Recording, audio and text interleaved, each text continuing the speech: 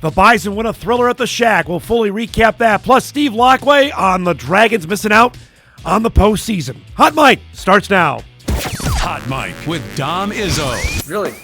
Really, Dom? No. I like what Dom's doing. Okay. Dom Izzo. Jeez, come on, Dom. What do you think I am, a magician? Yeah, I'm fired up, Dom. What else could I say? Absolutely. It was great to get on the field, and then Dom came up to me, and I'm trying to walk away from me. I just wanted to enjoy myself out there. Hot Mike. Great job. There's got to be some kind of intelligent question about something. Coach Dom Izzo, WDAY in Fargo, North Dakota. Can you give me a layup or something? Hot Mike. Presented by Northwestern Mutual. That program is second to none. On the networks of WDAY. You know, if it's not about sports, I find it very hard to concentrate. Here's Dom Izzo. Good Tuesday morning. Welcome to That Was Fun edition of Hot Mike on WDAY Extra. KSFL TV, good morning, everybody in Sioux Falls. KNBN in Western South Dakota. And Inforum.com. Happy Tuesday, everybody. 18th day of November. Bright and blue, ready to rock and roll here on a, I'd say, rather mild Tuesday. Hey, any day in November we're cracking off without snow. Let's go. Okay? Looking ahead to the forecast here past Thanksgiving. It gets chilly, but we're without any snow. Thumbs up here after dealing with it for the last few years prior to Thanksgiving. That's an old man rant. We're out of the way for our one quota for the day. Good morning, everybody, and welcome to the show. I am Dom Izzo, host of said program here on a busy Tuesday as we steamroll through our another marathon week with live events. We were at the Shack last night. Great game. We're going to show you the highlights here in a little bit of the Bison and SIU, which just makes me long for more of these kind of games. And this is going to be taken as total slight to Jamestown tomorrow night or St. Scholastica last week, but I know those are necessary evils of the scheduling deal, but man, can we get more of those kind of games? I assume Friday night when the Bison women are playing Tulane, we're going to be in that same arena, same cauldron with a great game with hopefully a tight finish. We'd like more of those because we have to deal with a St. Scholastica where the Bison win by 75. And whatever the game tomorrow night, the Bison are going to win by a lot, you would think, if they're playing like last night. And we got Crookston next month, and I think the Bison women have St. Mary's. Like, I get it, but you want to drum up people to come to the games, and I mean the attendance last night wasn't great. Monday night is not going to get people to come because I had numerous messages on this. Maybe we'll get into this after we show the highlights of it. Of why was it played on a Monday? I'm like, well, again, this is when the two teams had a date to play the game, but that was fun. It was just good basketball, and you just want to see more of those kind of matchups. And I asked Dave about this after the game, and he was like, why do you have to bring this up? Like, I'm sure this will be even harder now to schedule these kind of games because the Valley's not going to go and say, all right, we'll play a Summit team on the road, and we don't want to get beat. That's just the nature of the biz. We'll get to that coming up in a little bit. We got a lot to unpack today. Our guy Sam Herder will join us. We are T-minus now 5 days out from Selection Sunday. Get his thoughts on where the bracket sits going into the final week. Who can play themselves in? Who can play themselves out? That's coming up just a little bit. Steve Laqua will join us in his final appearance of the regular season. Wish we actually had a playoff edition to chat about, but of course the Dragons were left out. We'll chat with Steve about how he addressed his team after finding out they were not in the field of 32 on Sunday evening. Stay tuned for that conversation. I'm sure that's going to be a good one coming up at 10:35. Mike McFeely will join us as well, as we've got plenty to dissect there. He was at the game last night. I'm sure we'll chat about that. And he's got some thoughts on the Peyton ballot between likely Cole Peyton and Bo Brungard. That's coming up later on in the show as well. All right, let's get to the game from last night. Again, this was the back end of a 3-game contract. The Bison had gone to Carbondale back-to-back years and had lost both games. Last year, they couldn't hit the broadside of a barn. I think nobody got into double figures in that game in Carbondale last November. But series shifted back to Fargo, and it was a different tale last night because After NDSU hasn't been able to shoot, they could shoot it last night. Fun game to show you the highlights here. Tay Smith picked up where he left off last Wednesday. He had 5 threes in the first half. Bison scored 53 first half points. They were humming here. Markai Strickland with a tough finish. He took a couple shots up high as well. Bison led the game by 7 at halftime. Second half, Kelron House got going. Jacksonville State transfer, hits the runner. Damari Wheeler-Thomas was great all night. Hits the 3 here, puts the Bison up by 4. Tie game, 9 minutes to go. Noah Feddersen with a straight-on 3. That gives the Bison a 3-point lead. SIU has tied it up at 72. Prince Aligbe with a nice finish at the rim. That gives SIU a 2-point lead. Their big man, Jorge Moreno, showing off the left hand, puts SIU up. Bison are up 3. They clean up a miss here. It's a 1-point NDSU lead. Same score. Wheeler-Thomas drives and scores. That puts NDSU up by 3. Same score. Carson Smith with a huge bucket puts North Dakota State up by 6 with 2 minutes to go. Salukis aren't done. That one from House cuts it to a 4-point game. Now it's a 2-point lead. Travion Carson delivers with a big-time 3. That was the dagger to put the Bison up by 5 with 40 seconds to go. They would make their free throws down the stretch. And North Dakota State gets an awfully nice win on its home floor last night. 92-85 the final. They've now won 3 in a row after they scored 60 points in the second half of the last 2 games. They scored 53 in the first half last night and able to pick up the win. We see DWT was great. You're going to hear from him in a second. He goes for 24. The Bison got 4 to double figures. Kelron House was great. He had 23 in a losing effort. North Dakota State now 3-2 after the win last night. Post-game-wise, a lot of smiles after a win. Obviously a big win, the work we put in this week. But credit to Carson Smith and with that second one, TC, 2 big hits to seal the game. Does this feel like a March game here tonight?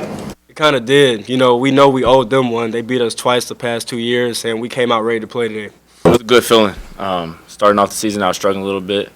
Like I said, my teammates and coaches believe in me, so just having that confidence and the confidence in myself is just a great thing to see them go in. Ride this momentum right now. Again, there's going to be a lot made of us not making shots, and there's going to be something made for us, making shots tonight. Odds will play out. Here's what I do know. We have a group of guys that want to be great. They've responded to the challenge. They've responded to the adversity. They've took the coaching, but the credit is 100% on them, getting their butts in the gym and the lab and getting the reps in. And it's encouraging to see. Dexter just brought up a great point. Believe it or not, Dexter made a good point. But you go back to that game against St. Scholastica, and you could say whatever you want about it. Like, I'm not taking anything away from our guys, anything away from that. They guarded, they took them out of some stuff, but we had some guys make some shots and then get into rhythm in that game, and I think that momentum, getting comfortable in the Shield Center was big for us. Without trying to get emotional here, 21 months later or whatever you said, Dom, to see Damari back out there, that's just I love that kid. I cannot say enough about him. He's just the elite competitor. There weren't many good things about him being out last year, but the one thing is he really was able to get some reps in his shot. You're starting to see that go down. He was dynamite tonight. I love doing post-game sound. First off, it just adds to our program, but you actually get a good feel of the emotion of the game last night. And, again, crowd is what it is. It was back and forth, big-time shot-making. Bison made their shots. Andy Stefanowicz started it with a drive to the basket and they had 1. Then had the kick out to Carson Smith for the 3. And then Travion Carson into 3. And, man, that was a fun mid-major basketball game played last night. And, frankly, we'll see. After this next game tomorrow night, which is against another non-Division I, the Bison are heading down to Arkansas for a couple of games over Thanksgiving. And we'll see how this goes. They got hot, you'll remember, last year over Thanksgiving. That's when they went on their stretch when they won 8 or 9 in a row that took them all the way to the start of Summit League play. I would tell you, though, we thought maybe they can't shoot. They had 16 threes last night, so maybe they can. That goes to what Richman was talking about the St. Scholastica game, what Dexter Werner brought up on the radio broadcast last night. Dave's going to join us coming up in our second hour, so we'll save much more basketball chatter for that segment coming up later on in the program. I will say this, frankly, about, and we've hammered this in the 6+ years we've been doing this show. I don't know what to tell you about people coming to the game. If you don't want to go, that's on you. I think NDSU's done more in recent years to get people to come out. I think Dave has been better at trying to get people to come out.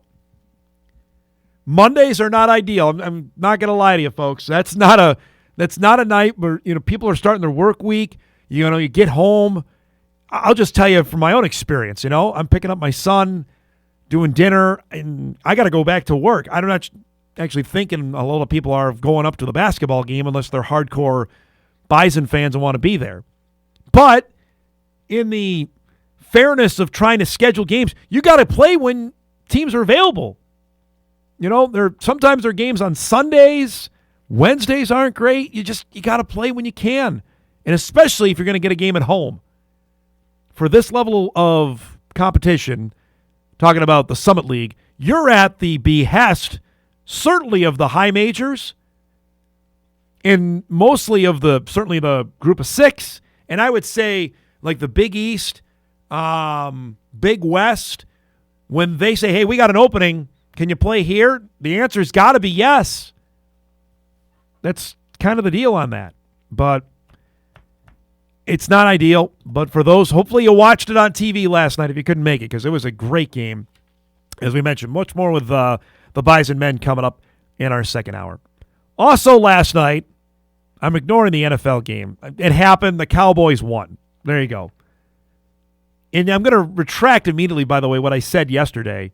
I can't believe Eric didn't flag me on this. The Cowboys game against the Vikings is not going to get flexed out of Sunday night. It's the Cowboys. They're not going to mess with that. So that Vikings game on a Sunday night, whenever it is in December, even if the Vikings lose the next 7 games or whatever it is between now and then, 5 or 6, that game's not moving. So buckle up. We got a lot more Cowboy football, and they're not very good either. My goodness. On that Sunday, what other options could they possibly do to take Dallas out of Sunday night? I mean, it's got to be really good to take the Cowboys off. You got Sam's Colts against the Seahawks. Yeah, that's not bad, but okay. That's 2-8. You got the Lions-Rams, Goff versus Stafford. Right. That's a 325 on Fox. Okay, the game's in L.A.? All yeah, right. You could do that one. But that's about it, just those two, because everything else is at noon, and they're not going to flex a noon game into... What date is that? Sunday, December 14th. So we still got a little bit here. We got a month to go. Also, one game that could get flexed maybe to a later window, and this is a team that you despise, the Bills and the Patriots. Yeah, that's not bad either. That's a sneaky good game. That game has already been a Sunday night game. The game was in Buffalo when the Patriots won the first time around. Probably not. Or not to... I don't think they'll do this, but Packers-Broncos might be sneaky good. That's 3:30. Is that in Denver and Green Bay? That's in Denver. They could. Broncos have been hot. Minnesota or Dallas takes a tank. Well, Minnesota's already out of it. It's over. Well, yeah. Congratulations, Viking fans. Listen to this though for Dallas. Okay, so last night they had the bye, and then the week prior they played Monday Night Football against Arizona. Right, bye week. Monday Night Football last night. This weekend, they got the big game with Philly. That's going to get, right? That's on Fox. Then Thanksgiving. Then the following Thursday on Amazon. Then the following Sunday night is the Vikings. So we're getting stuffed out. That's 6 straight games of the Cowboys. Come on. No one, I mean, I get it. The Cowboys are America's team, but no, they likes aren't. them. But people watch. I get it. The ratings will. That Thanksgiving game against the Chiefs is going to be huge. Isn't your game on? Isn't that Lions-Packers is Thanksgiving, right? At noon. Lead it off. That's pretty good, too. Gosh. Thanksgiving slate, while we're talking about it, I know we got to do Timberwolves highlights. Packers-Lions, Chiefs-Cowboys, Bengals-Ravens. It's not bad. It's a pretty good. And then Black Friday, they give us a good old dud, the Bears and the Eagles. Yeah. Like, what are we doing? Yeah, the Black Friday games have not really panned out yet. Granted, the Bears are 7-3, but the Bears are all right. They've played nobody. Well, that's their schedule, though. That's unfortunately Wait till the they deal get on that. cakewalked by the Eagles. I will say this, though. I'm on board. If they want to flex, you say Colts, what is it? And that Colts one for Seahawks. the Colts Seahawks, do it. Let's do that. Because Indianapolis right now is the best team going, and nobody's seen them play. I haven't seen them play. I'm not a great Colts mind. I'm not taking Sundays to watch Indianapolis Colts football. Anyway, we got sidetracked there. Wolves last night of the other Dallas team, because the Mavericks fired Nico Harrison last week, their GM. Nobody's playing. Anthony Davis is hurt again. Kyrie's out. The only thing you watch is for Cooper Flagg as they're playing the Wolves. And I'll say this about the Timberwolves. These are teams. Nas was great last night. It was great to see Nas go and star. These are the teams they would lose to last year and the year prior. They're not messing around with the bad teams. I think Nas had 11 points in the first 3 minutes he was in the game. Here's your mandatory Cooper Flagg highlight. Knocking out a 3 here, but his team was down. That mustache is terrible, by the way. His team was down 15. Ant last night. Knocks down that jumper. Later in the third, hits a 3.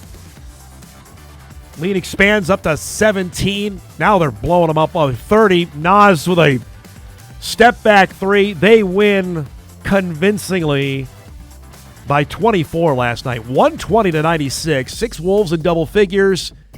They're now 9-5 on the year. The Mavericks are already 4-11. They might be out of it already. Rudy had 15 and 9. McDaniel's a pretty solid night. Wolves, by the way, if you care or follow this, are 2-0 in the NBA Cup. And they have the point differential. Remember, that was what hosed them last year advancing to the next round. They get the win, though, last night. Next game is the Wizards coming up tomorrow. Washington's bad, too. So, again, these are the teams you got to beat starting off the season. We got a packed show coming up for you here on this Tuesday morning. Our guest lineup is brought to you by Northwestern Mutual. A special Tuesday appearance again by our guy Sam Herder. Lots to get to. We'll give you all the layout of where we stand heading into the final week of the FCS regular season. That's coming up in just a few minutes.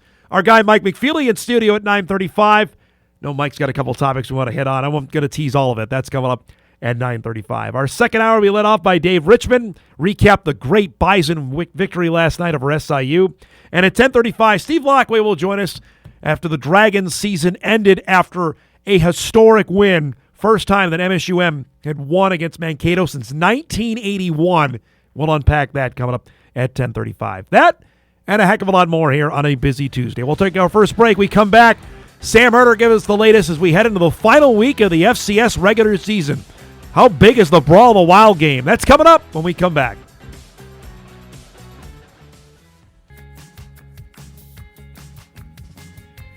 We are off and rolling here on a busy Tuesday morning. Selection Sunday is nearing, just 5 days out. 11 a.m. on ESPNU. I'm sure it'll get preempted by some meaningless basketball tournament that normally happens that has delayed the start of the show. We got so much to unpack here this week. Our guy Sam Herder normally joins us on Monday, giving us a special Tuesday appearance with so much to chat about. Let's rip the Band-Aid right off. How many teams are literally, in your mind, on the bubble heading into Week 12, roughly?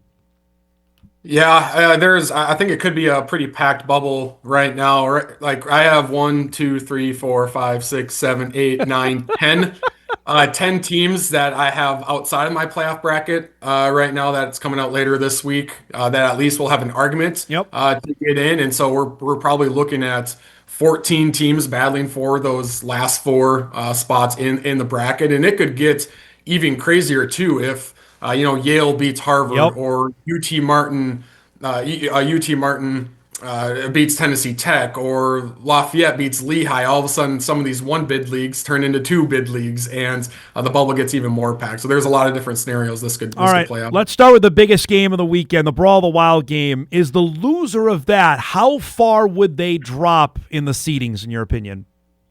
Yeah, I think it depends on the loser. Like, if if Montana loses, they would be 11-1 overall. Would only have 10 D1 wins, but I could see them just dropping to the 3 spots. The Grizz not dropping too far. Now, if it's Montana State that loses, they would be 9-3 overall, 9-2 versus the FCS. They would have a couple of ranked wins, including beating top 10 UC Davis by they were up by 4 scores at one point. Yep. And so if Montana State loses to Montana and it's a close game, I mean, is that really enough for the playoff committee to say, well, we think Lehigh is better than Montana State now, so the Cats are going to drop to the 4 or the 5 instead of just staying at the 3 spot. I personally think the loser should just either stay at 3 or drop to 3. Yep. I mean, that could potentially set up a rematch in the semifinals, which would be wild. And I know some people say that, well, they're not going to put those 2 teams on the same side of the bracket. Well, they did that with NDSU and South Dakota State about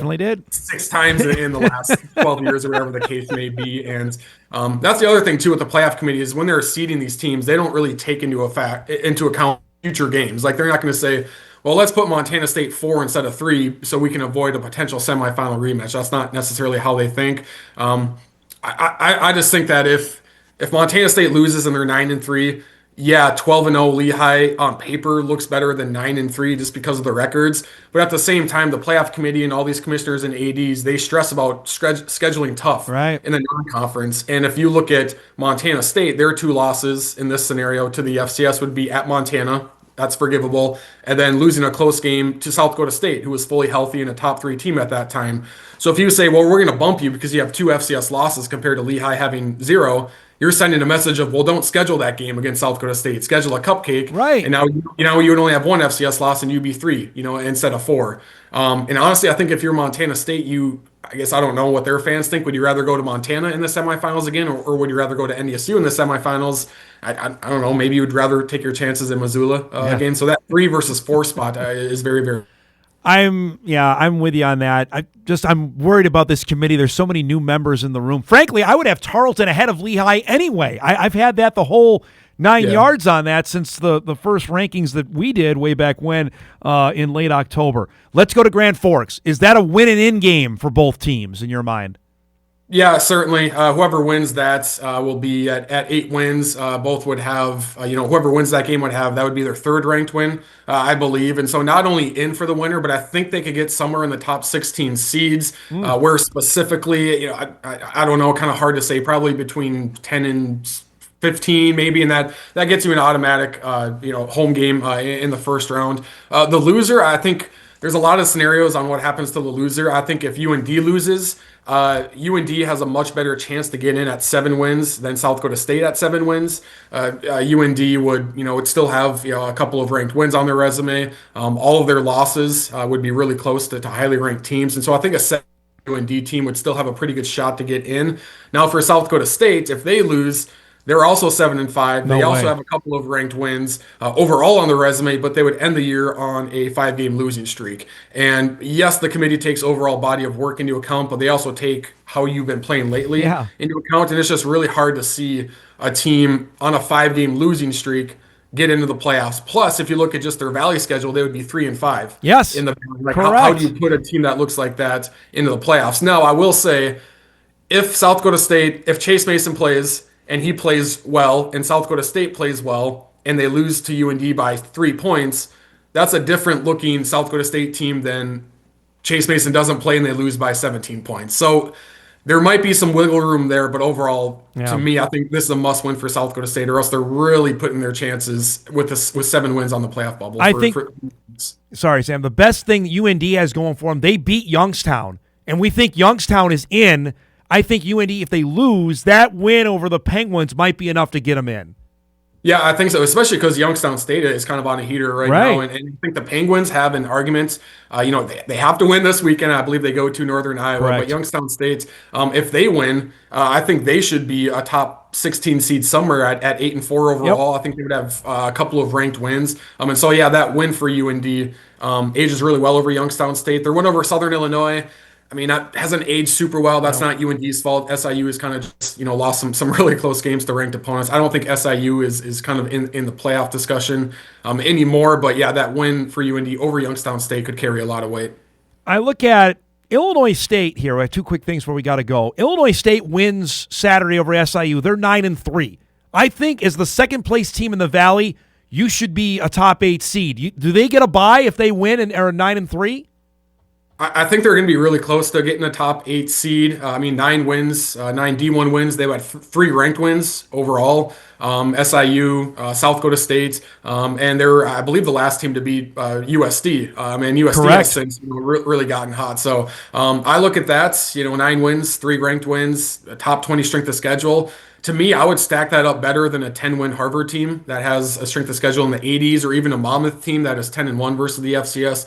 Their strength of schedule is in the 70s. I would personally have Illinois State, probably ranked or seated ahead of them just with overall resume. But I could see them kind of getting in that 9-10 seed range and being stuck behind Harvard and Monmouth, and like Tennessee Tech as well, who could be 10-0 versus the FCS.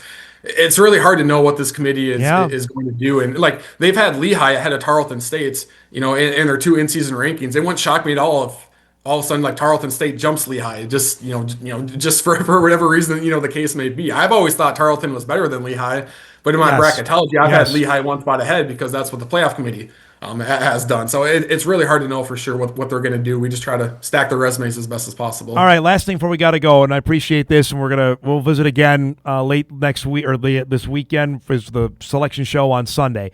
Can Sac State have the ultimate last laugh if they win at 8-4 and make the playoffs? Yeah, I think that's another win in for both UC Davis and Sacramento State. Both have 7 wins going into it. So the winner, in my opinion, is for sure in at 8 wins. Sac State, if they lose, a 7-win Sac State team probably isn't in. They don't have any currently ranked wins. If UC Davis loses, they could still potentially have an argument to get in at 7 wins because they would have a head-to-head over Northern Arizona, who has 8 wins. So whoever wins that game for sure is in. The loser would definitely be sweating it out on the playoff bubble. Man, oh man. The CAA going to get an extra one too, you think, or are they set with 3? Rhodey, Villanova, Monmouth all look good. Yep. New Hampshire could potentially get to 7 wins. Or they potentially could get to 8 wins, but they also have a head-to-head loss to Dartmouth, who also could be at 8 wins. So I think 3 teams from the CAA. There might be like a 4th team that is one of like the first 4 left out, but I'd be surprised if a 4th team from the CAA gets in. How high a seed is Mercer in your mind? Yeah, I've kind of flip-flopped a little bit on Mercer. Their win over Western Carolina looked great at the time, but then WCU fell off, and they're probably not going to make the playoffs. And so last week at this time, I had Mercer as a top 8 seed.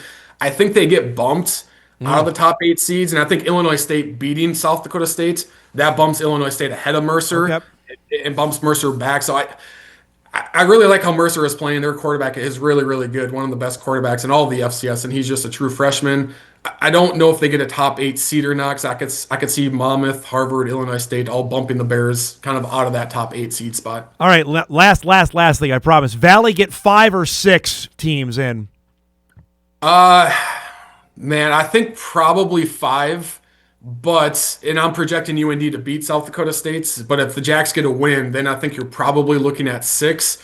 Southern Illinois, even if they get a win, no, I don't think they're in. I think Illinois State is in no matter what. Youngstown State is in, with a win. The Yotes, a heck of a win this last week, and they're in. They're out. They're not playing this week. They're in as well. So I think 5, maybe 6, depending on what happens in Grand Forks. You're the man. We'll look forward to seeing your bracketology later this week, and we'll talk next Monday after the bracket's out. Okay.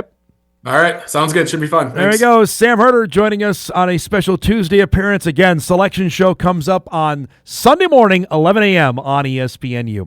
We'll break. Our guy waiting in the wings, Mike McFeely, will join us. I'm sure we'll chat about this and a bunch of other things on a much anticipated segment. That's coming up when we come back.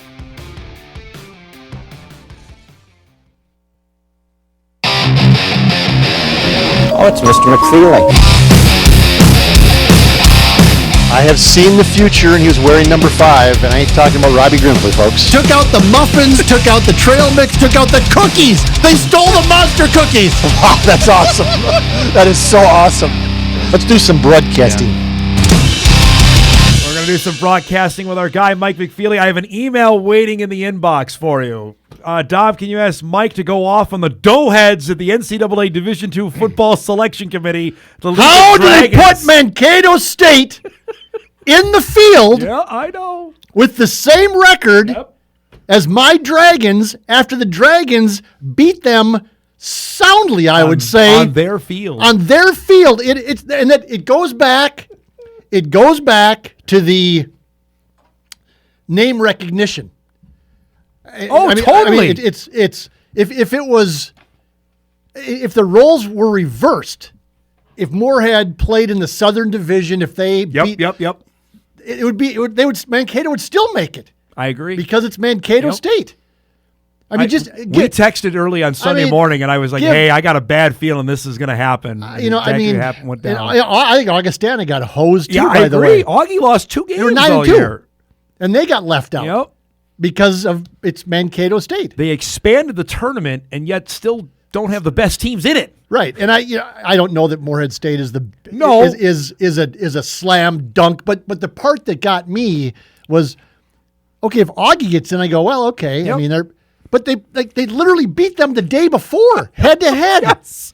And not by a field goal. No. I mean, Jack Strand, the quarterback, and those guys were going through him like a hot knife through butter, as we used to say on the Ginsu knife commercials back in the 70s. I don't get that one, man. And it's too bad because Steve Laqua has a group of kids that stayed for all 4 or 5 years, if there's a red shirt in there. They stuck together with Jack Strand, Gage Florence, Brady Perryman, some other seniors I'm missing as well. Those are the 3 big names. Mikhail Pearson, defensively, the kid from Glendon. Yep. They all stuck together. They finally got to 8 wins. Yeah. I know that they needed to beat, Northern State. Northern's the one. Or Wayne State. And but that wasn't close. Wayne just blew them out. And that game was in Moorhead, too. Yeah, but it would have been nice to see them get rewarded because whatever. You stick in. It'd be like a 7-5 NDSU. It'd be like a 7-5 South Dakota State team after they lose on Saturday. Yeah, getting in. Making the playoffs because they're South Dakota State. They're nothing. South Dakota State is nothing like they have been the last 5 to 10 years. Nothing. Nope.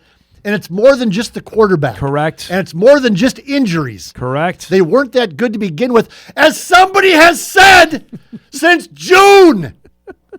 605 guys who kept saying there's just no way they can be as good. Yeah. There's just no way they can. They still might be fine, but there's no way they can be as good because of what they lost. Correct. Yep. You're welcome for the insight. There it is. You're welcome for the FCS insight. We get this for free every Tuesday. And by the way, I don't like the fact that you're talking about you were promoting this kid from Youngstown State on your show yesterday for the Bo Brungard? Yeah, and he's a fine player. Yes. He's a great football player. Nothing against Bo Brungard. Okay. Nothing against him. Yep. Why is a guy in Fargo kind of going against the grain of the kid who should win? Cole Payton, you're talking about. Mm-hmm. The entire FCS infrastructure is going to go against North Dakota State because everybody hates them. There's nobody in the media or anybody who votes on the polls. There's still these idiots out there. Some dumb-arse coach or grad assistant has Montana ranked. Montana's not one of the top 2 teams in the country. And they've got Montana ranked number 1 in their poll. Uh-huh. And there's some idiot, again, the stats perform, that doesn't have NDSU. Like, what? I know. You told me yourself, because you looked at the ballots, that there were people who voted for the Payton last year who didn't have Cam Miller in their top 3. Correct. Yep. There were guys in 19 who didn't have Trey Lance in their top 3. Yep. Some of it is just ignorance but some of it, and I know this for a fact because I talked to some of these guys, they're just not going to vote for anybody from NDSU. Nope. They're just not because they're a fan of James Madison or they're a fan of who's this idiot? I bring his name up all the time. Stone Labanowitz, Rock Labanowitz, as in Rockhead, as in moron. This is the guy who for 3 years has a quote-unquote national platform, was personally, regularly trashing Cam Miller. Yep. For what reason? Because he's jealous? Because Labanowitz quit when he got replaced as a starter at Southern Illinois? By Nick Baker. Yep. So Labanowitz quits? And then he's jealous of Cam Miller, so he trashes him? Yep. You don't think that affects other, like these idiot voters who don't pay any attention? Yep. Of course it does. Yep. So what are you doing?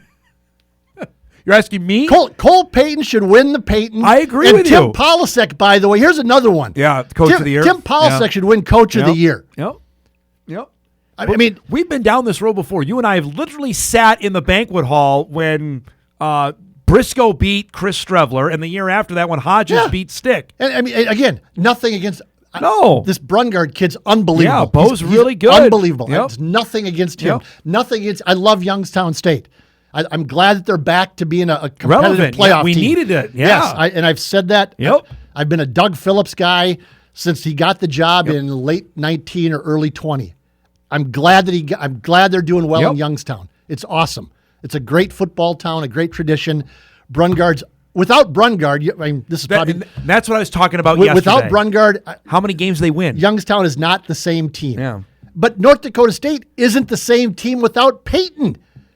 You can't do the things that Payton's done this year and just dismiss them and go, well, the Bison would still be 11-0 without. No, they wouldn't. No, I agree with that. No, they wouldn't. No, I agree. I mean, my God, the plays he was making against Youngstown, the third downs against South Dakota State.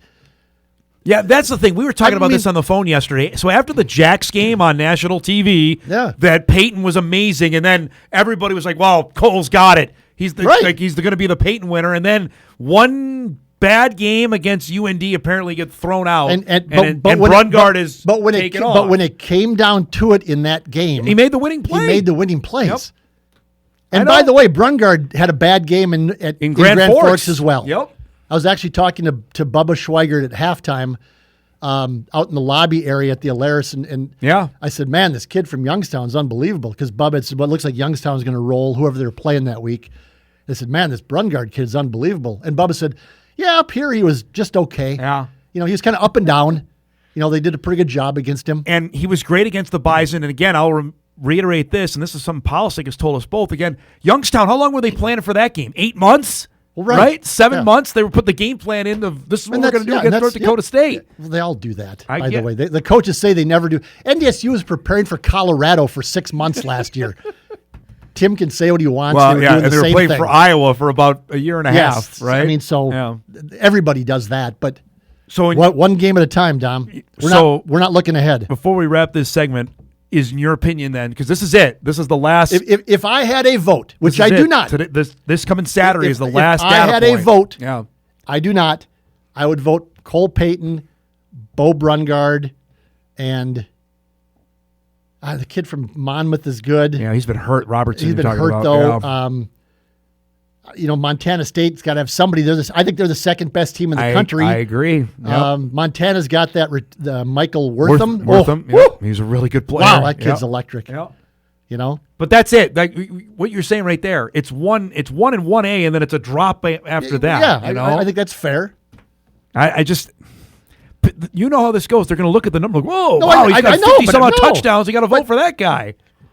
My point is, don't help him. I'm not trying to. I'm just telling you exactly what the voters are going to do. You and I have had this discussion for years that these, with all due respect to my guy Craig Haley, he does a great job. And they've slimmed down the amount of people after you did that story in 19. Just so many people that paid no attention. No doubt. None. Nope. I agree. Let's break. We'll take a couple other topics here when we come back on. We'll do some football chatter. Bison wrapping up, and that game in Grand Forks as well. We'll get to that. Wrapping How up about our the first Cagers hour. last night? We'll talk some How Bison about the hoops. Cagers? We got Dave Richman coming up too in about 15 minutes. That's coming up. We come back.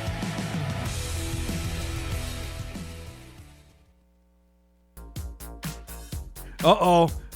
The old graphic is back. We haven't seen this in a little bit. I see it every day because it's on my fridge at home. Oh, that's right. They printed it out for you. They printed it out for me, and I have it on my fridge. So every morning I'm eating breakfast, I can see myself yelling. You look great. I'm not. I'm just. It's Your point now. I'm with you, man. It's just I'm so tired of this. I know. I got this stuff. It's just like I know. There's like nobody that even tries to be impartial anymore in the FCS. Yeah. They're all just a bunch of blatant homers. Yeah. By the way, you know what? South Dakota State is not good this year. It's okay to say that. Yeah, it's okay. They'll be back. Yep. They'll be fine. Yep. But just a number of things happen this year, and the same thing could happen to NDSU. Yes. Next year. Yes. What if NDSU loses 30 guys in the portal? And guess coach what? Leaves. Right. They're not going to be very good next year. Correct. And it's okay to say that. Yep. We've talked about it here on this show. I mean, in 23, NDSU lost 3 games in the regular season. I was on the show blasting when they lost. They gave a 50 to UND. Yeah, I said it's dynasty's over. Yeah. We're done here. What are we doing? Yep. So whatever. The guy from South Dakota, the radio guy, was whining on Twitter yesterday about the Coyotes are ranked below UND in the stats. Who cares? Yeah, well, again, the polls mean nothing. They literally mean nothing. So, again, I think that's education as well. I don't know how many people we are fully educated about it. I think we've told our listeners, viewers, as best we can over the last 15 years about how to follow this division. For the first couple of years, oh my God, it's like now, okay, it doesn't matter. Yep. It does not. It literally, the literally polls doesn't. Have nothing to do with anything. It's attention. It's something to chat about, Correct. I guess. Yep. That's it. You can brag about if you're number 1 or number 2 or number 5, I guess. Or if somebody gets a vote that doesn't deserve to get one. Yeah, whatever. Yep. But for the playoff committee and stuff, it doesn't matter. 0. Yep. Anyway. All right. How about them Cagers? Yeah, you were at the game last night. Yeah. What'd you make of David's squad? That was one of the more entertaining. It was a good game. Men's basketball games that North Dakota State has had in quite some time. Yep. That was Southern Illinois. They're not like a super great Missouri Valley Conference team, but they'll win some games in that league. They were bigger, stronger, more athletic than North Dakota State. Add that part in. Yep. And they scored a lot of layups. I mean, a lot of layups. They had 52 points in the paint. Oh my goodness gracious! The first half was like, okay. Like their shooting percentage is going to be 92% because North Dakota State can't match up with them in the paint. Like you and the Day and Alex, just unstoppable. Oh no, I was correct? gunning. I was a gunner. I was never stepping foot in the paint. I was 140 pounds as a senior in high school. I couldn't step in the paint. But NDSU, I like this Markai Strickland kid. He looks like a man out there. He's not afraid to go to the basket. Nope. They found somebody who's not afraid to get bloodied in the lane, which he literally did last night. And that's good. I like watching him, man. He's got a little bounce. He's not afraid to stick his nose in there. He's not afraid to shove some guys around. He's not afraid to get fouled. He's not afraid to foul. I love it. Yeah. Thank you. Yep. Damari Wheeler-Thomas was terrific. Really I don't good. know if he can depend on shooting threes as much as he did last night. I don't know if the Bison can depend on shooting threes. I would agree with that. Yep. I think they shot, what'd you say, 35 last night? There were 16 of 35 last night. That's too many, but they just don't have much of a post presence. Noah Feddersen is just kind of can't get going offensively. He had 11 and 7 at Feddersen last night. Yep. I would say Travion Carson is a rebounding machine. He's got 3 games now with double figures in rebounds. He had 10 last night. Who's the kid that made some threes yesterday finally? He was touted as a good... Tay Smith. Yep. And he had 5. He was ice cold the first couple of games we saw him play, and we were kind of going, wow, if this kid's the shooter, it ain't going to work. He's last couple of games. So the Bison now have had 2 really nice and entertaining. This is the key. Entertaining home games and both victories, by the way, which matters. Yep. Cal State Northridge, what a second half, and what a fun second half. 60 points in the second half. And then yesterday, that was just a fun fun college basketball game, and the crowd sadly was like 1,000 people, but it was into it. They were cheering. It was fun. Yep. Come on back. Have more games like that. Right. That's what I said to start the show. And then Wednesday they have Jamestown. Right. So you got to right. You go from something really fun to that. Right. And last time they went from Northridge to St. Scholastic. Right. And that's going to be the case again. I mean, they're not home again now till early December when it's the Big Sky game with Northern Arizona.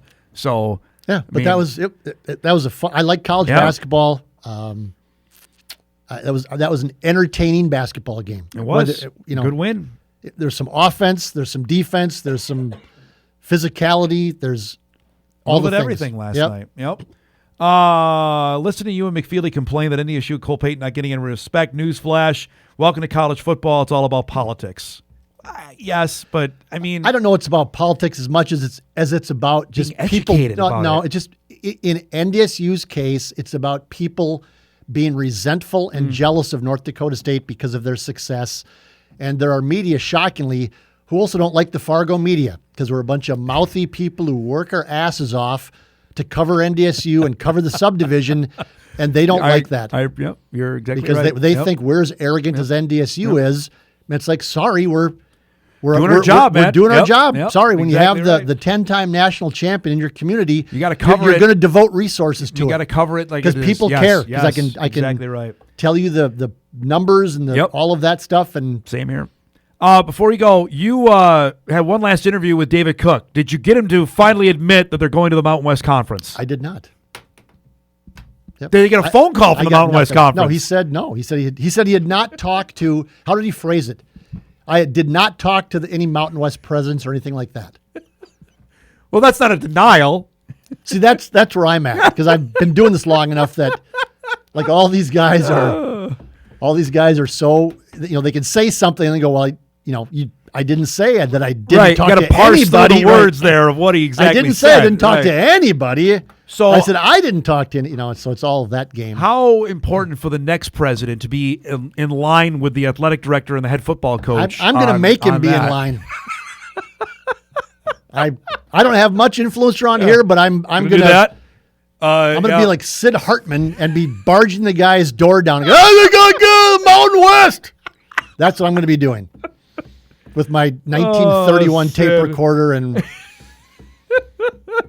so that's my role. That's for the next president. I'm 59 years old. You're turning that way. I've got right. I've got 5, 6, 7 years left. I'm just going to be in the president's office every day at North Dakota State in his lobby, just going Mountain West, FBS, until they wheel me out of there. We got to roll. Richman's waiting for us. I know he's going to be mad. You're going to make him late. So I don't care. I know you don't. Thanks for coming by. We'll see you later today at Tim Pollock's press conference, right? You got it. All right. Mike McFeely joins us each and every Tuesday. Good stuff there. Hour 2 coming up. David Richman will join us on the Bison victory last night over SIU. Coming up when we come back. This is Hot Mike. Hot Mike. On the networks of WDAY. Here's Dom Izzo. I think just like Dom's outfit, they're not always pretty. Sometimes they're really ugly. But Just been all over Amazon and just about every site looking for these mustard pants. And my wife will tell you she wants to burn mine. People actually listen to your show. They watch. They I watch told it. You. Yeah. Play defense in that first half like Dom transitions to you after the game. It's way too long, way too lazy. But you got all these answers. I'm going to bring you over and have you do our non-conference schedule. I'd love to. I'd love to go to Grand Canyon, I would man. love. Hey, well, you're you doing can that come with. game. That's not the thing. I love when you're on Dom. You're so transparent. And I'm like, so two things are happening. That one, people are watching your show, listening. Yes. Right? That caught me a little off guard. I'm just being honest. It is our weekly visit with the men's basketball head coach at North Dakota State. David Richman joins us here right off a win last night, so that's great timing on our part to visit with David. Congratulations. That was a fun basketball game last night. Yeah, you're not the only one that I've heard that from. Fun, entertaining, chaotic. A little bit. A lot of things, but you mentioned it afterwards. It did have a little March flavor just because of it. Now I been on the phone really just trying to wrap my head around a couple things as you're always trying to get better, and there was sloppy possessions. I'm sure Scott would tell you the same thing. But the resiliency of our guys, we're up 12, and we had some like 4 or 5 just atrocious possessions in the first half offensively, and then Southern comes back and takes a lead, and man, we had some big guys, some big shots, and some big moments. Andy Stefanowicz, Carson Smith, Travion Carson, Noah Federson was sick all week, and you could just tell. But that was a big 3. He made late too, yep. So that was fun to see. I know it's November 18th, but is this a win that you can use going forward? I know you got a game tomorrow night, but the impact how you play, can you take that and use that later on down the year? I mean, I would certainly hope so, but I also think we turn around and don't play well, we turn around and lose tomorrow night, like it's the whole other thing, and so we just got to keep getting better. And I wish there was something beautiful that I could tell you or whatever, but you get up today, you make your bed, you break down the film, and you go back at it, find the next one, and I. Just trying to find consistency. I think Damari Wheeler-Thomas has been pretty damn consistent lately. In some things. Travion Carson's been pretty consistent. Really? Yep. It's fun to see him put the ball through the hole and do some things. But there's a lot of other guys that, don't get me wrong, they haven't been bad. It's just been inconsistent. And I was on the phone, great mentor of mine, Ben Jacobson at Northern Iowa this morning, and it's the things that I mentioned in the press conference. It's the excuses, but the reality, nobody wants to hear it. But like Carson Smith had never been in those moments last night. Travion Carson, like we talk about this all the time. Even Noel Federson in this role, Andy Stefanowicz consistently playing these many minutes. Like you name it, like it is different for everybody. And so you're just going through experiences and you're learning things along the way. And some of that has costing me some gray hair, and a reason why I went out and had a couple beers with some buddies afterwards to calm the nerves. But yeah, it is what it is. Were you talking to Jake about scheduling a game with Northern Iowa? You can say that, right? Is that what you were calling him about? No, I was not. Like to your point, I don't know how that would go with the Valley team. Maybe I'll wait a while. Well, see, I harshed Dave's mellow last night after the game because I said to him in the post-game press conference, like, well, good luck scheduling now after you won that game. But that's the reality of it, though. You and I always talk about this.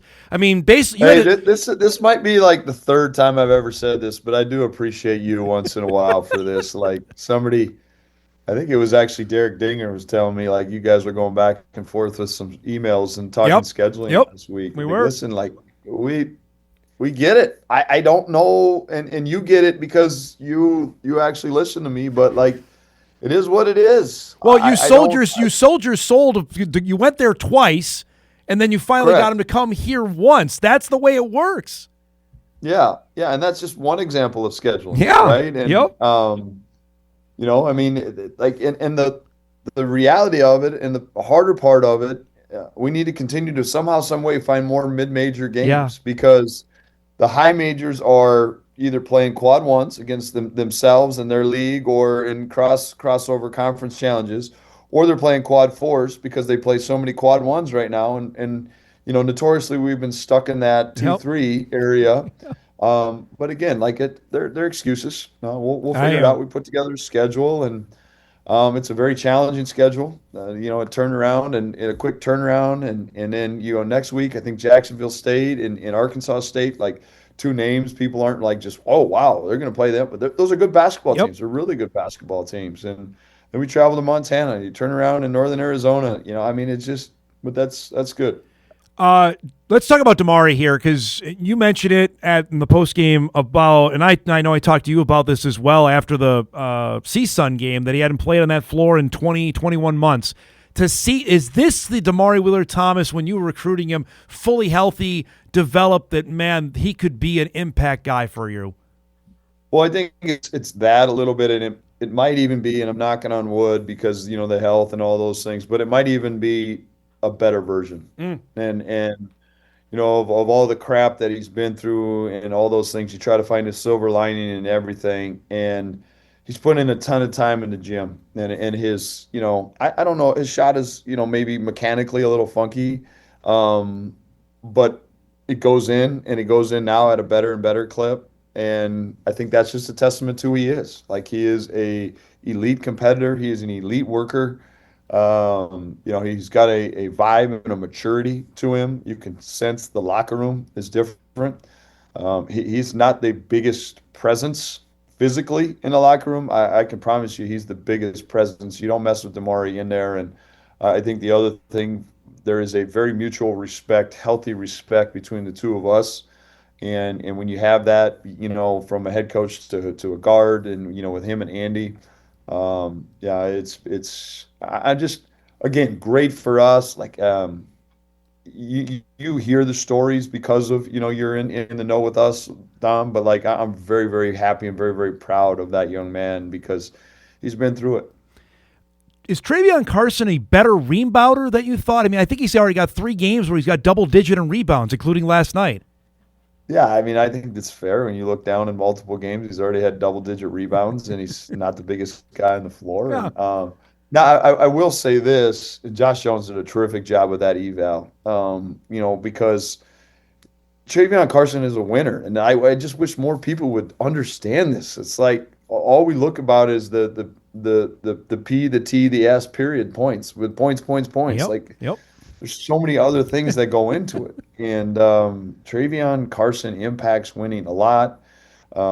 We had a really healthy shooting session earlier yesterday, before we went into it, and just defining some rhythm and mechanics to some things. And I think that's going to be part of his continued growth. But just a very talented young man, and I think he's a great two-way player. We had Craig Smith on at halftime. Sam was interviewing him, and he had a great smile on his face being able to see that. And then he got to me, he was over the moon when Carson hit that. It was almost a dagger 3 at the end of the game.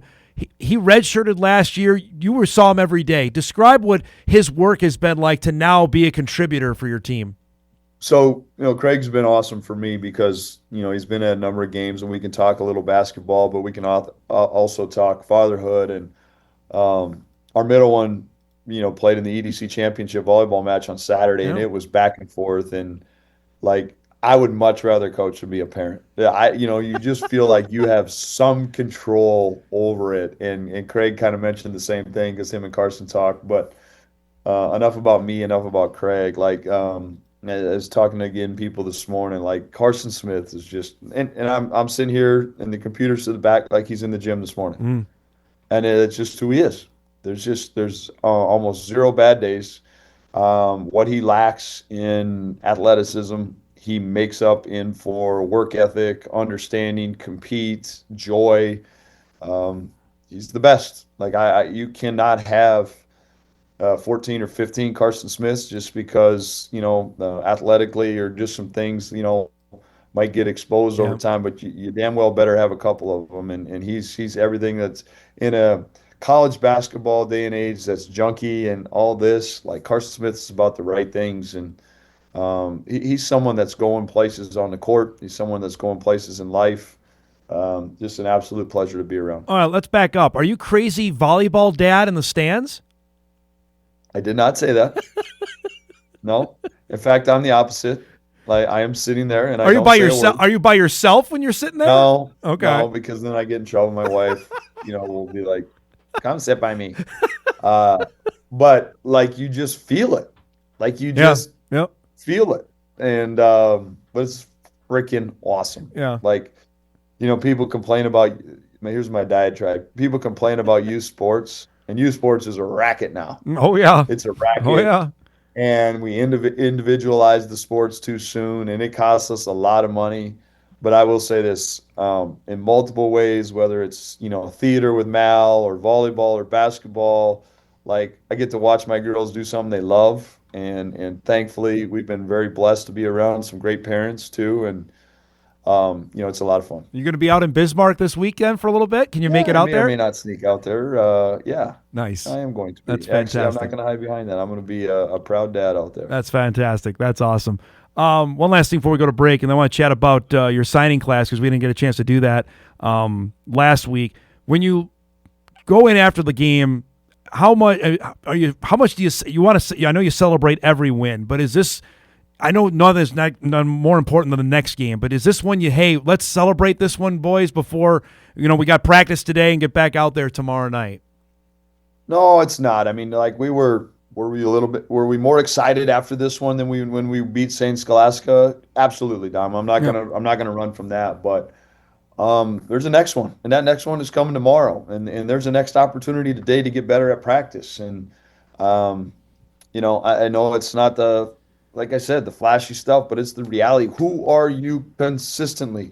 That's what a coach wants to know. That's what we want to play. You play what you trust consistently, and we know with consistently there comes some mistakes, but over time, what's that version of you that we can trust? And we played 8 guys last night.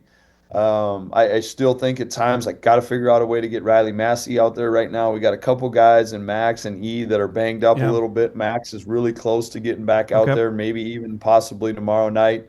And I think that's big too. Like, that 8-man rotation is good. It's solid. But pretty, shame on me. I'm pretty naive to think like, we're not going to need different parts throughout the course of this long season too. So, like but I'm also not going to hide behind it, Dom. Like you and I have talked about, that's a Missouri Valley team. I got a ton of respect for the Southern Illinois program, and I know what basketball means to them. Scott Nagy has won basketball games and NCAA tournament games at different spots, and so for us, to win that game, like we're extremely excited, no doubt. And to your point earlier, this can be a great confidence booster for us. But it also, like, we're not going to go in there and put a banner up today about a non-conference win against Southern Illinois. I will say this before we go to break, and I know this, SIU has put sizable amount of NIL into basketball, not football. I know to the football guys. So that tells you exactly how much they value men's basketball at their school. Just that's point blank. We can talk about that they invest heavily in men's basketball. And that's why that's a really nice win, in my opinion, as well. I appreciate that context, and I will leave it at that. All right, let's break. We come back. Dave can finally chat about his signing class. They signed 5 guys, including a 7-footer. We're going to get the lowdown on that on the other side of the break. Much more with Dave Richman. We come back on Hot Mic right after this.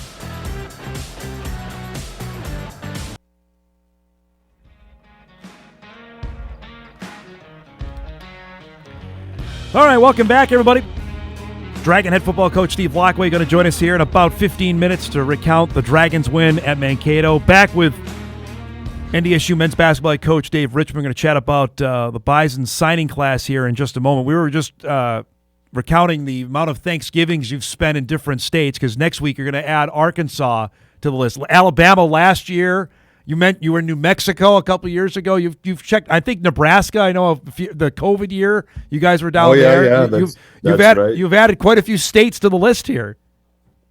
Yeah, when you sign up to play college basketball, you're touching the 2 major holidays, and your crossover between semesters, and we've also celebrated it as a team, in our house. Yeah. At the Holiday Inn here in town in different spots, and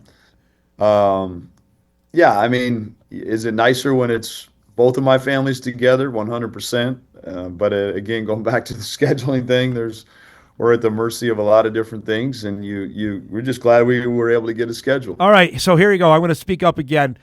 Who can we call with the Maui Invitational? Can we get North Dakota State in that? Who can we call? Can we make that happen? Well, I don't know. That might be a little bit more of a realistic possibility. Hurley chimed in about we're never doing this again. Yeah. And some of those high majors with the MTE multi-tournament team events. So maybe there's a spot for the Bison. Hey. I'm sure you'd jump on that flight. Jory went to Alaska last year. Come on. We can make this happen, right? Yeah. Busy week last week. First off, I know Kolpak asked you this in the press conference that I don't know how many Division I men's basketball programs signed 5 guys out of high school. I know you don't care about any of the other 360, but how against the grain is it, David, for what you did last week? Well, I think it's different. It's different, and I'm not sure it's brilliant or not. Ask me next year, at this time. But no, we've been very strategic. It's a thought out process, and with the roster management and us opting in, we can have 15. We also have a designated student athlete now as part of that process. That full disclosure, we can probably go up to 16. Yep. I believe, and you can. We become equivalency sports too, so scholarships aren't as hard and fast, as they've been. So. I feel like a little bit more like a GM and an accountant than I ever have, as far as like, here's a scholarship for you and then you. But how we've got to it and who we're bringing in, very, very excited. I do think, Dom, as I'm very transparent, as as we've been in the portal is very valuable to us, very valuable, because you're seeing the experience of a Tay Smith, of a Markai Strickland, Yep. and those things. Those guys are making great impacts for us. And you look at positionally, Those are positions that are, I'm not going to sit here and tell you they're easy, but from a value standpoint, it seems like it costs a lot of money for big guys and point guards. I mean, that's just the reality of some things. And as I'm being honest and truthful. So, if you look at what we've been able to do with an Andy Stefanowicz, even a Riley Massey a little bit, now Max Iverson, Amir Danforth, those guys can all play on the ball a little bit. And so you're developing some of that internally now. Retention is also going to be big as well. And then, high school, like our two bigs right now are high school kids. They're kids that were brought up. Yep. And, we've been in the portal trying to look for bigs and take this the right way. They're big. Yeah. They cost some money. I don't know how good of players they are. Yeah. So I'm just not going to I just can't do that either. And so, you look at, you look at Colin, you look at Oliver, you even look at Chance, there's some size. Maybe Oliver a little bit because he's a little thicker, but they're not going to be ready to play college basketball right away. But they could be damn good players in a couple years, and they could be great reflections of what Bison athletics, Bison basketball has been about, the development thing. And, they could be really good in a couple years. And it's just hard for me to completely do a 180, from what's been pretty darn good for us. Now, again, check me in the spring, right? If there's some open spots. Yep. And we've taken 5 already, and that we're losing some experience. We're going to have to go out and get some experience as well, too. All right, let's talk. You actually is Colin Stack, is he a legit 7 feet tall that you signed? Yeah, he's a legit footer. Wow. Yeah, and he's a legit footer. You're out with Colin, and I kind of feel bad because you talk about Colin's height, and I get it, but Colin's a great kid. He's a hard worker, very skilled basketball player. Comes from a background, mom and dad played, so he's got a really bright future. But yeah, when Colin was here in Fargo and you're out with him in restaurants or on the football, you get that a lot, right? How tall are you? So, in a way, surprised we could get our hands on a quality young man with that height and skill, but also I understand it too. Colin's not ready to play. And I think he'd be the first to tell you, 99.9% sure, he'll redshirt next year. And I think you look up in 2 or 3 years and you could have something special. Let me ask you about Max Iverson. We had Max on the show when he committed in the late spring out of Delano, now going to play at Maple Grove. What attracted to you outside of the fact that obviously he can shoot the lights out of it? What said he can be a Bison? Well, he can really go, and I don't think because of some health things, anybody fully understands the best version of Max Iverson. I tell you, the other thing that was really hard to not be pulled to is there's a lot of Carson Smith qualities. The young man has got pop to him. He's got a smile on his face. He's in the gym constantly. Everybody knows him. He's involved in winning. There's just a fun energy to. You go to the Iverson's house. Jones and I were there a couple weeks ago, and man, it's just fun. It's just you're there for an hour and a half, 2 hours, and it feels like it's 10 minutes, right? They're easy, and those are the people that we want to be around. I got to ask on Amir Danforth, who's got some NBA bloodlines in him. He just looks like a Division I Bison. Honestly, he looks like a guy that would play for you. Yeah. Joe Danforth, who is the stepfather, and it's a tragedy, but also a great story too, where he kind of raised Fred Van Vliet, and Joe is a guy that you don't mess with. Joe is a cop, a detective, and he looks the part, and there's no messing around. And Joe's kind of grabbed Amir and done those same things, and Amir might have it easier when he gets here than Wow. Joe's, and so Amir is another one, physically, competitively, he might be able to help us out earlier in his career too. But I watched him in Wichita and was really, really impressed. Last thing before we go, did you actually got a guy out of South Dakota State's backyard in Chance Schoenfeld? How did that come about? A guy who's just right down the road from Brookings. Yeah, and that's the one. Right, that's the one I'm going to put in my back pocket a little bit, and I don't want to say too much. Okay. I don't, because there's no offense to Brooke, but it's, there's going to be some level changes, and there is going to be a major learning curve for Chance. Okay, so hear me out.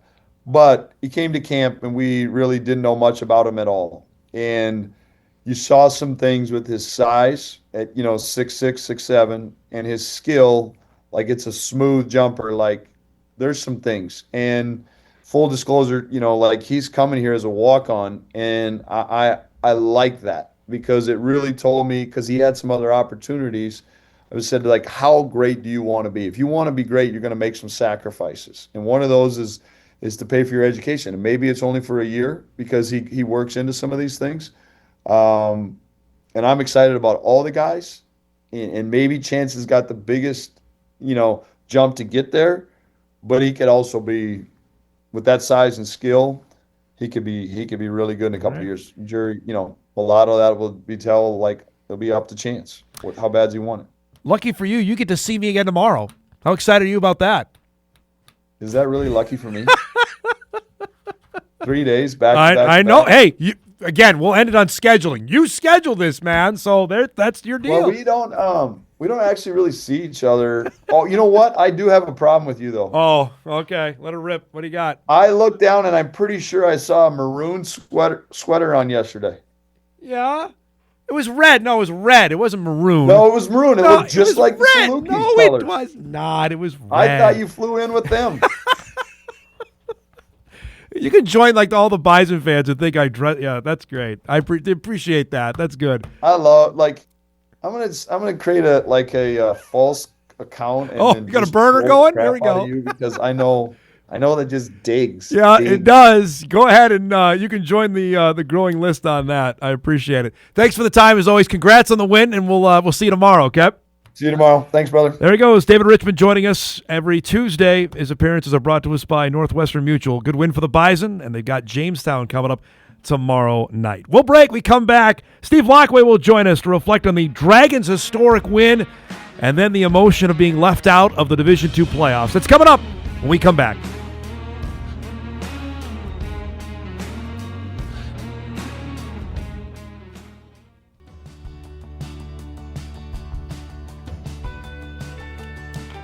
Welcome back, everybody. Final half hour here on this Tuesday morning.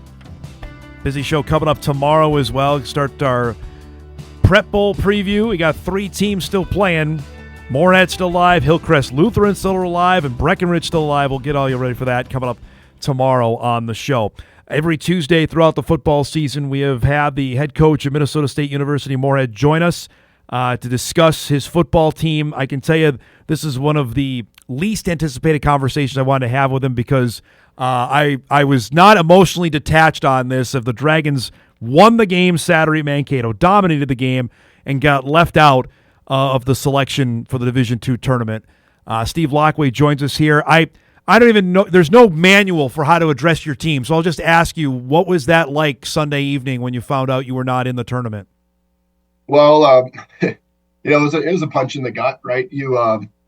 You drive home on the bus and you look and you see that the 6 team, the 7 team, the 8 team in the region all lost. The 6 being Mankato, and they lost at home to us. And you start looking around and you start comparing and you start looking and saying, well, you got to get 2 teams from the NSIC. Yep.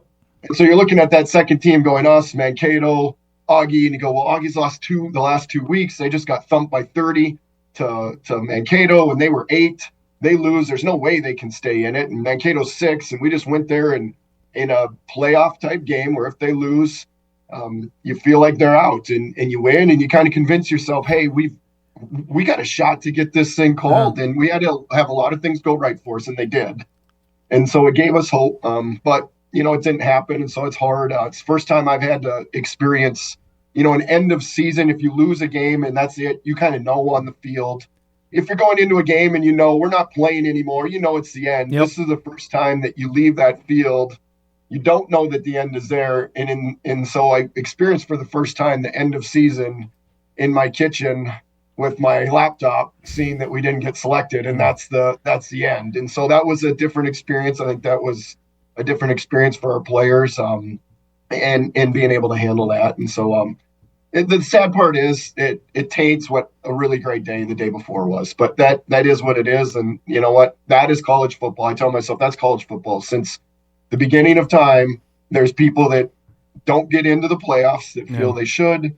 Back before the playoffs, there's people that, well, we should have been the national champions, but we're not. It's college football. In 5th grade, I wrote an essay on why college football should have the playoffs and shouldn't just vote for champions. So I don't think I knew that. I don't know if I've understood it since then, but I've been aware of it, and so it's just different experience. And it is what it is. I don't think I knew that. Do you have that anywhere? Can we get a copy of this? I don't know if we have it, but my dad refers to it oftentimes. So now they've got some stuff in their basement. Oh, that's fantastic. We got to dig that out, man. We got to find that. Someday, maybe when I'm looking through there, I might find it, but I'm not going to look for it anytime soon. So you find out, do you call a team meeting, or how did you tell the team? Or I'm sure they're paying attention as well. Did you get the guys together on Sunday or no? No, we didn't. And we knew it was an outside chance, and we'd kind of been told before, hey, if it's an outside chance and you get your team together and you don't make it, it ends up being like a funeral. It's a really bad deal. And so we said, hey, here's the show. When the show is done, you know what? We will get you the schedule for the week, one way or the other, whatever it is. And, I texted our leadership group at about 4:55, 5 minutes before the show. And I just said, hey, however this thing plays out, love you guys regardless. And, it didn't work out in our favor, and that is what it is. And, we had a senior meeting yesterday and talked about it, and we'll have our team meeting tomorrow. But, I left the seniors with, I said, this game gives you so much, and it continues to give you life challenge. And I said, it's leaving you with the life challenge. And we've talked forever about being process over results, not getting caught up on what the scoreboard says, but how you play the game, how you do those things. On Saturday, we embodied everything that our program has been striving to get to. And there's certainly more we want to get than just that. But it was the next step. We embodied everything. And the challenge is now something out of our control the next day is tainting and ruining what happened the day before. And so we've got to be able to take that life lessons and say, hey, you know what? That is what it is. Let's focus on what we did control and what we did do. Let's talk about this game Saturday, because you and I have done this for a long time. We've talked on Tuesdays after games. I would say this is the greatest performance that the Dragons have had since you've been head coach. Would you agree with that? Yeah, I think so. You look at it and go, this is a playoff team playing at their place, playoff type atmosphere, playoff type game. And we went in and we played all 3 phases great from top to bottom. Led the whole way. We're in control the whole way. I don't know that there was ever really a doubt. There's no. We've won games where we're like, this or that, or can they hold on? And there was really no question about it. And our guys played great. And having that tainted the next day is sad. But you know what? It was a big step for us. And I can take a step back and go, okay, as this program's been moving forward, right? We had to win the paddle for the first time. We had to do a lot of things for the first time. You're like, okay, well now for the first time, we beat a playoff team in the last week of the season in a playoff type game. We're sitting around Sunday waiting for our name to be called. It didn't get called, but at least we're there. And so hopefully that means that we continue to get there. And the next step is we're sitting around on a Sunday waiting, and they do call our name. And so we've got to continue to find ways to keep moving forward. And you know what? That is what it is. Is that the best way for, if it's Jack Strand's last game, to go out the way he played on Saturday in Mankato? Because he was fantastic. Well, I think you'd like to go out playing in the playoffs. Yeah. But the way it went, yes, you know what? A team that this group of seniors, they hadn't beaten, the situation was he went out and he played arguably the best game he's played. I don't know that the stats would say that, but he took the team on his shoulders. He was gritty. He was passionate. He ran the ball 20-some times. Some was designed. Others was just, hey, they gave it to him. He took it. He didn't slide. He lowered his head. He got first downs. He showed emotion. He was everything all in. Like, if you're looking at a guy that sometimes I think people go, oh, he's a good player, but he's a product of a system that throws a lot. Yeah. That was a kid that is a top to bottom, great football player, great competitor, great leader. And he went out and did things in that game that have to raise a lot of eyebrows. If you're looking, I believe, at the next level of, is this the type of guy we want? You're like, that's the type of guy that teams can get behind that's going to go out and win football games and find a way. I know you're not an NFL scout GM. Is this a kid that's going to get drafted? He's going to hear his name called in April? I don't know. I think it's really close to that, or definitely, one of those preferred undrafted free agents. I think it feels like there's definitely some places that like him.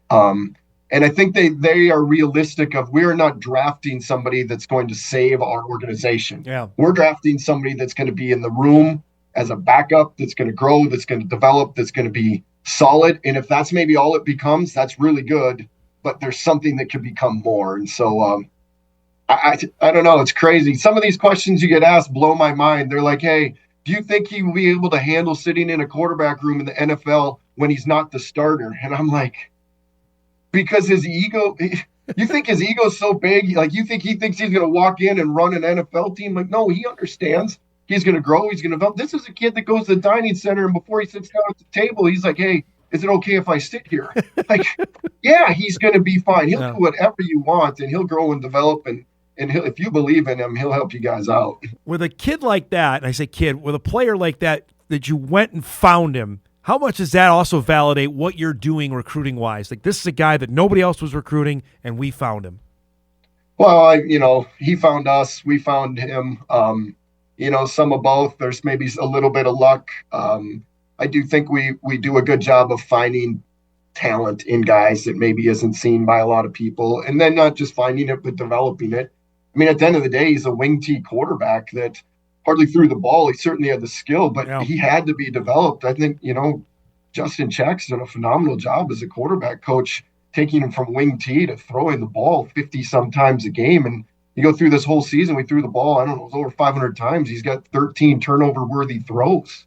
I mean, that's the kid. And obviously he's a good player, but I think he's gotten developed. He's gotten in a system, not just out on the field and play calling, but like, you have to have a system of practice that develops, that makes people comfortable, that gets your wide receivers comfortable. I think we got a lot of good things going that is very, attractive to a lot of people that want to be part of. I don't want to get you emotional here, but I'll ask, what has this senior class meant to you? Well, it's just, a lot of things, because I've done a lot of special things. We've been through a lot of battles together. You look at this team in 22, a lot of them were playing in 22, and it was a bad, rough year. And it was, we get our teeth kicked in. So by the time they're leaving, we're doing what we did on Saturday. And so they've helped grow. We've grown through those things together. So you can see the chip on the shoulders. You just look and go, there's a lot of history that we've had with this group. And so you miss that. There's a lot of big shoes that we're going to have to replace. It all came together for us at a good time, right? You got a great quarterback and you got some great wide receivers. That's really good timing. You must have left an impact here, because we got emails to ask you here on the air, if that's cool with you. Dom, watch the Dragons Mavericks game on the NSIC network. What a great game for the Dragons. My good friend in Glencoe went to the game as he played at Mankato. He was so impressed with the Dragons, especially Jack Strand, as he could really throw the ball, but his running tipped the game in favor of Moorhead. We went the last time the Dragons played there, and of course the last-minute field goal won it for Mankato. Another great game. Here's another one I know you're going to love to answer. Dom, maybe Coach Laqua can shed some more light on the D2 playoff selection criteria. I understand why the Dragons have a beef. What I really don't understand is why a 2-loss Augie is out. We were talking about that off air. Yeah, it's interesting because Augie and Mankato played the week before. Right. And Mankato won, 45-13. It was a thumping. And that kind of moved Mankato ahead in the rankings. And now some of these take these for granted, but the rankings start at the beginning of the year and teams get ranked, not in the region, but nationally. And you have a certain clout that goes with you. Well, then that sticks with you and that lands in the regional rankings, but they beat them by whatever, handily. And so I think then it looked like head-to-head was really important. Head-to-head mattered there, yes. Yeah, and then when we got there, then it was like, well, then strength of schedule matters more. And so that was a little confusing. I think Augie can be sitting there too going, well, we won 9 games. Like, now if you start to look at the computers, which do play a part in it this year, next year, I think the computers maybe play more of a part. But Mankato did have the strongest strength of schedule. Then it was Augie. Then it would have been us. There might have been a team in between there, not from our league, but whatever. But again, the computer rankings are only as good as the information in. Right. You got a bad league that keeps playing each other. Correct. And it feels like, yep. Okay, well, those are great. Two bad leagues played each other. These are quality wins. Well, no. Yep. Like, you've got some teams that are like, wow, we're crushing teams that we've outscored these. If you're outscoring people that bad in your league, you're in a bad league. And if you can only go 500 against the best part of the league, you're probably not going to make it. Yep. And I feel like, and obviously I'm biased, but in our league, you have to fight every single week to find wins. And so, but then it looks like they're not quality wins because they're close games and they're teams that beat up on each other. And so, it is what it is. Two last things. Is it too simple to say if that deflected pass in Aberdeen lands and you make that, are you in the playoffs today? No, because a lot of people say if we would have done that and had the same record as Augie, we didn't play Augie, that Augie would be in because the computer scores ahead of us. So that's tough too. Yeah. Right? That's just tough. So now you're looking at going, okay, for the Dragons to get in this year, it'd be 10-1. Be 10-1. Wow. 10-1. And so right, so you're looking at it like if you look at the path, it's like the Yankees and the A's. Like the A's have got to find a way just to get in the conversation, and then when you get there, you don't actually get to get in necessarily because you got to vote. Do you want the Yankees or the A's? And the Yankees. And so it is a tough path. It is what it is.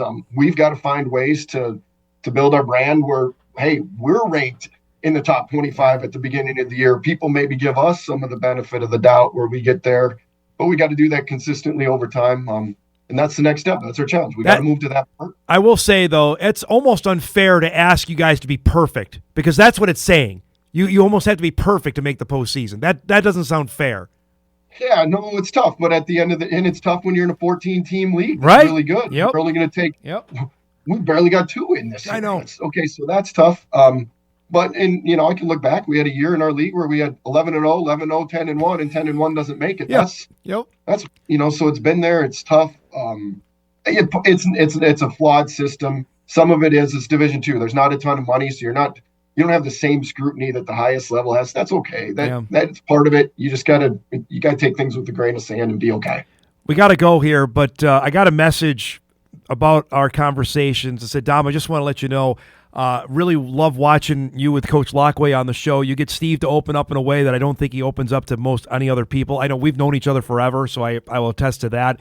But I think people really appreciate your honesty when you come on, and I know this was going to be a tough one today, but I value these tremendously. I think you know that. I value our friendship and the fact we get to do this each and every Tuesday, man. This was great, and I wish it was a different result that came down on Saturday. And we'll do this again soon, but thanks so much for doing this every Tuesday, bud. It was great. Absolutely. I appreciate it. I love you giving us the opportunity to talk candidly, right? We're people just like everybody else. And you know what? If they can see that, I think that's awesome. You do a great job of it. It's one of the best parts of the week. And I'm not just saying this, but you're the best around, and you've taken things in this area to a level that is just awesome, right? High school, college, whatever it might be. You chose to come here too, right? And you've made a difference. And I'm thankful for that because I'm a person of this region and sports have been important to me my whole life. And so it's a super great thing. And so just keep doing what you guys are doing. It's awesome. Thanks, bud. I appreciate it. We'll talk soon, okay? Sounds great. There you go. Steve Laqua joining us. Final appearance of the year after the Dragons go 8-3 and miss out on the Division II postseason. Just got to shake your head on that. We'll take our final break. We come back. We got a great Sports Tuesday we'll get you ready for, and we'll send you out the door. Hot Mike will wrap on WDAY Extra right after this.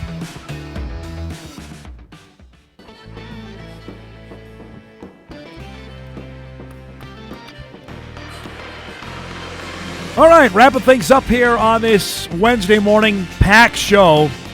Great guests today. If you missed any of it, podcast is coming up later on today. If you want to listen back, Sam Herter had some great stuff. Mike was on fire.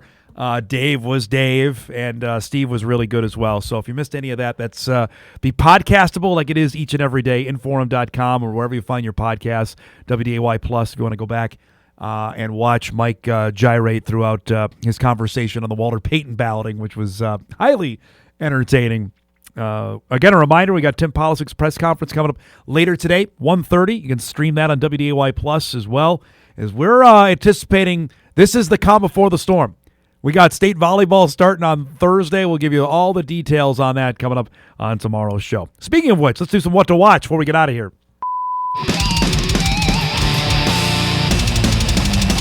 Do I have the night off? Is that accurate? We don't have a game tonight? All right, let's go. We got Maction tonight, Western Michigan, NIU, 6 o'clock on ESPN2. Sources indicate, by the way, the World Cup is coming this summer. The United States men's soccer team plays Uruguay tonight, 6 o'clock on TNT. And just for my guy, Eric, Kansas Hoops against Duke tonight, 8 o'clock on ESPN. That should be fun. We got to roll. Thanks to our guests today, to Sam Herder, to Mike McFeely, to Dave Richman, and to Steve Laqua. If you missed any of the show, again, you can podcast it later today at Inforum.com. You can watch a full replay on WDAY+. Enjoy your Tuesday, everybody. Thanks so much for watching. We'll see you back here tomorrow.